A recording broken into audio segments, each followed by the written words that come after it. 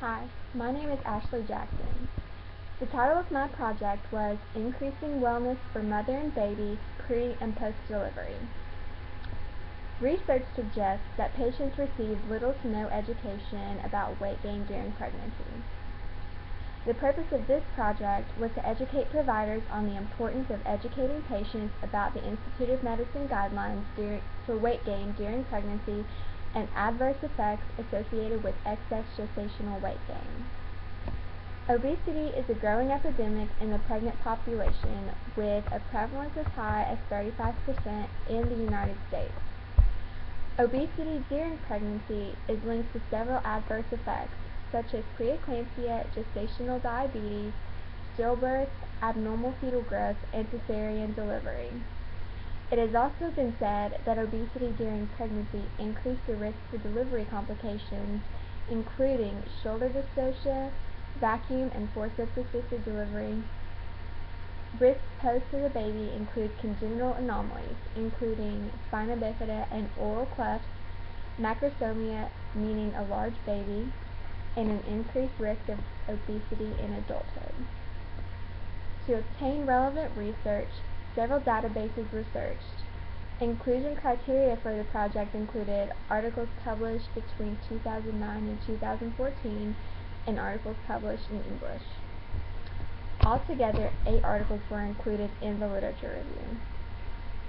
Several studies discussed that patients are uneducated about the Institute of Medicine guidelines during pregnancy. One article in particular discussed that women had negative feelings about gaining too much weight during pregnancy. One reason it's been suggested that providers do not discuss weight gain with their patients was because it was uncomfortable. Therefore, a barrier exists between healthcare providers and their patients. The project began by identifying the clinical problem, that patients are not receiving adequate education about weight gain during their pregnancy. Then the PICO question was developed. The PICO question was, in pregnant populations, does setting goals aimed at prevention of excess gestational weight gain, as opposed to not setting goals, help prevent excess gestational weight gain? The literature review was completed by searching several databases for articles related to the topic. To find internal evidence, several physicians and nurses were approached and asked how they educate patients about weight gain. It was found that patients are receiving little to no education about weight gain. The director of the Labor and Delivery Unit at Baptist Health Lexington was approached and informed of the project. The director encouraged education to physicians, midwives, and nurses about the topic. Because several peers were also planning on implementing their project on the Labor and Delivery Unit, collaboration was necessary to decrease the demand on healthcare providers. After completing the PowerPoint presentation, the EKU and BHL IRB application was completed. Once approval was granted from Baptist Health Lexington and the Chief Nursing Officer at Baptist Health Lexington, the presentation was given to the target audience of physicians, midwives, and nurses.